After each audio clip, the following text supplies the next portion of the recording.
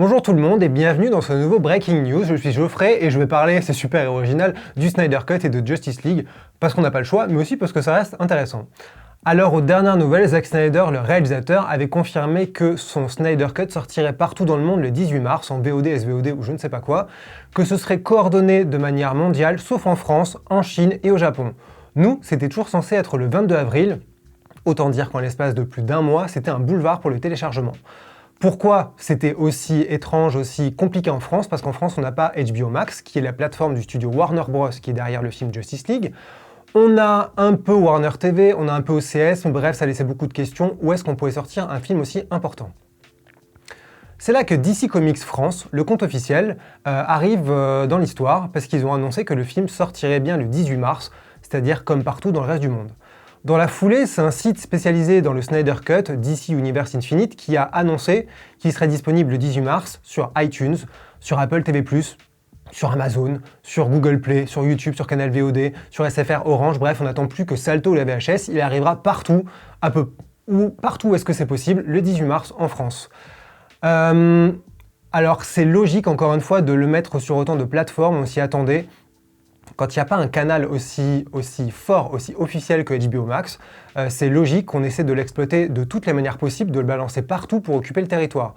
D'ailleurs, c'est pas une exception dans le monde, puisqu'à Monaco, en Belgique, aux Pays-Bas, au Brésil, ce sera à peu près pareil. Ce qui est intéressant dans l'histoire, si on regarde un peu la situation de manière plus globale, c'est que ça montre encore une fois à quel point c'est le bordel pour Warner Bros. En France. Entre Wonder Woman 1984 et le Snyder Cut, on voit que la parole officielle, elle échappe un peu à la filiale française de Warner Bros, qu'ils n'arrivent plus ou ne peuvent plus surtout communiquer, que cette parole officielle, elle est reprise par des comptes spécialisés sur le sujet, par des fans, par des experts, qui suivent ça de manière vraiment passionnée et qui se débrouillent pour décrypter et pour sortir les informations.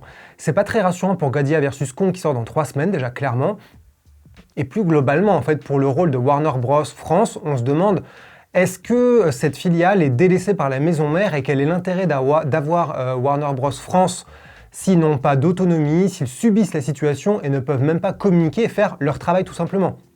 Ce sont des gens super cool à qui on pose la question et qui sont pas capables et qui n'ont pas le droit peut-être de nous répondre, ce qui complique énormément la situation pour nous comme pour vous, le public.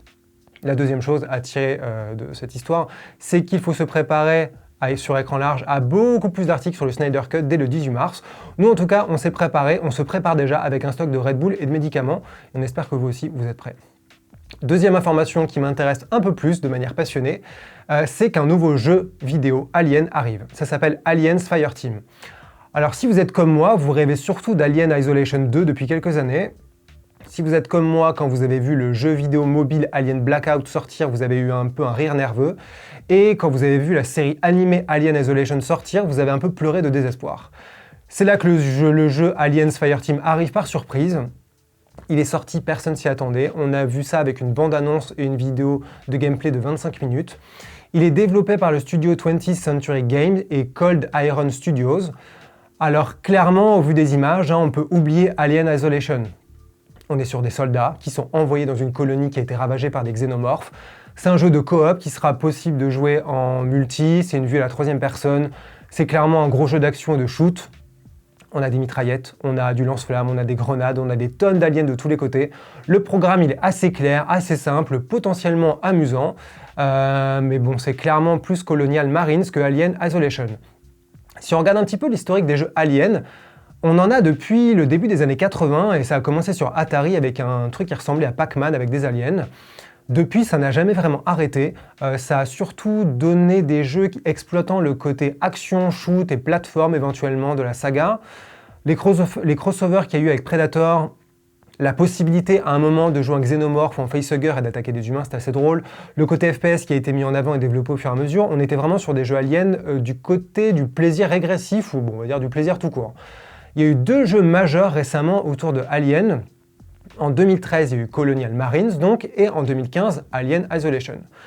Colonial Marines, il est intéressant parce que c'était un gros jeu de shoot qui a été basique, l'accueil a été à peu près désastreux. Il était techniquement un peu pourri, plutôt bête et basique, mais plein de gens y ont joué. En moins d'1 mois, il s'est vendu à plus d'1 million d'exemplaires. Et à la suite de ça, on a eu Alien Isolation. Alors là, pour le coup, c'était vraiment un jeu qui tranchait avec le reste des précédents jeux Alien.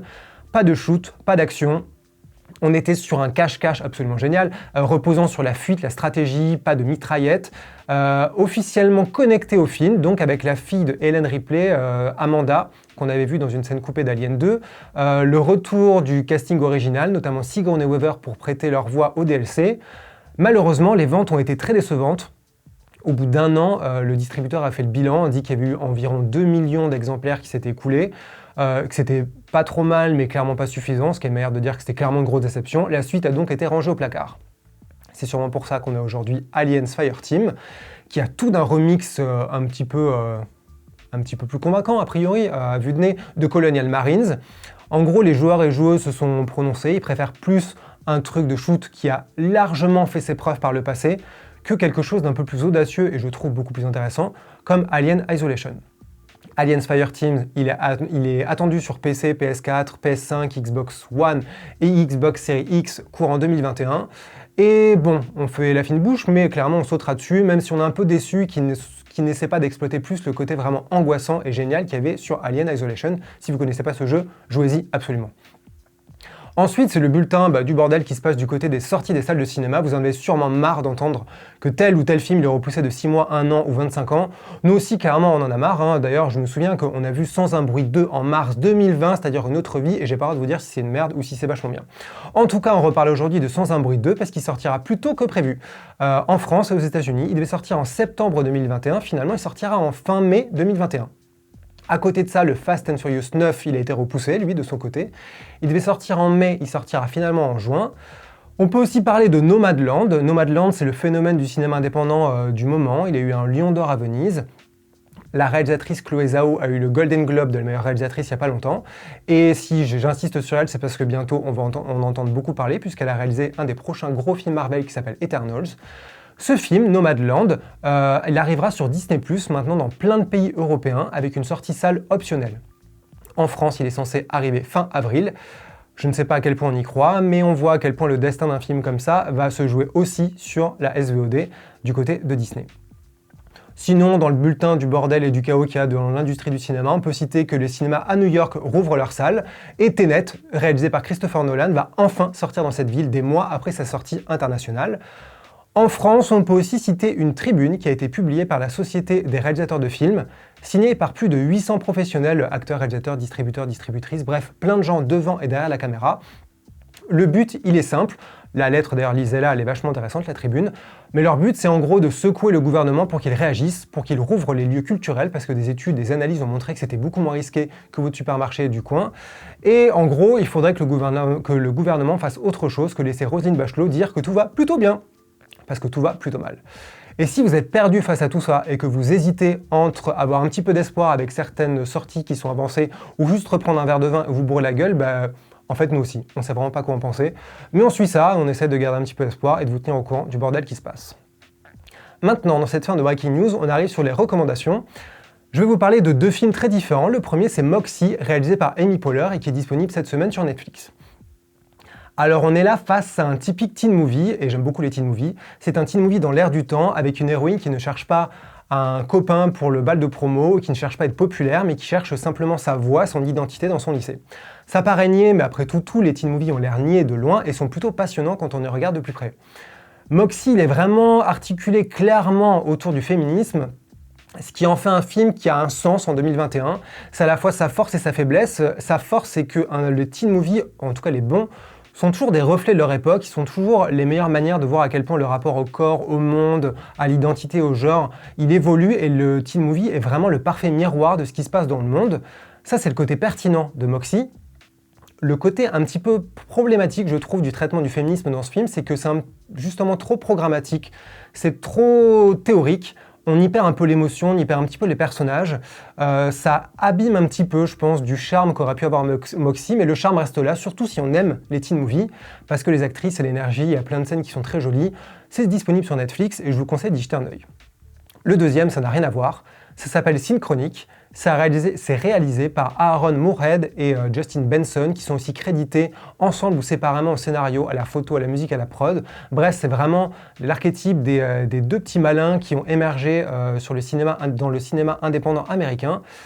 L'histoire, pour vous dire ça en très peu de mots pour rien spoiler, ça tourne autour de 2 agents des services ambulanciers de la Nouvelle-Orléans qui commencent à se retrouver confrontés à des morts liées à une drogue pas comme les autres, et j'en dis pas plus parce qu'il faut vraiment pas en savoir beaucoup plus que ça. D'ailleurs, la bande-annonce en montre trop, donc ne la regardez pas si vous avez le choix. Le duo derrière ce film, il est aussi derrière les films Resolution et The Endless surtout, qui sont vraiment des petits films super cool. C'est un peu comme des cubes ou comme des primers, c'est des premiers, deuxième ou troisième films de gens qui sont vraiment des petits malins fans de science-fiction, qui arrivent à la fois à trouver des idées intéressantes, intelligentes dans un genre qui pourtant est archi-codé, qu'on a exploité des milliers de fois, tout en travaillant beaucoup sur l'image, le montage. Donc il y a beaucoup d'images assez marquantes. Dans Synchronique, il y a un vrai travail sur les effets visuels, sur l'univers. Il y a plein de... Enfin, pour tout amateur de cinéma de genre et de science-fiction, c'est un vrai plaisir, surtout si on ne sait pas où est-ce que ça va. Et c'est ça qui fait la grande qualité du film. Donc vraiment, si vous ne savez rien de ce film, suivez-moi, faites-moi confiance, hein, vous le regarderez peut-être, mais tant pis, parce que ce film, il vaut le coup. C'est avec Anthony Mackie et Jamie Dornan, et c'est disponible en DVD Blu-ray chez Universal, et disponible un peu partout en VOD également depuis cette semaine. Voilà, c'est la fin de ce Breaking News, plein de joie et de bonne humeur. Merci de continuer à être là, parce qu'on apprécie beaucoup, et bienvenue si vous vous demandez qui je suis et pourquoi je parle aussi vite.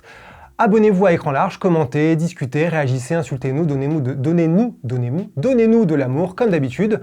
Et avant de vous souhaiter un bon week-end, j'ajoute une petite question bonus pour voir si les gens suivent jusqu'à la fin de la vidéo. Dites-moi quel est le nom du vaisseau des Marines dans Alien le Retour, réalisé par James Cameron. Si vous le savez, criez-le dans les commentaires. Et sinon, googlez et faites comme si vous le saviez déjà. Je ne saurais pas la différence de toute façon. Bon week-end, salut.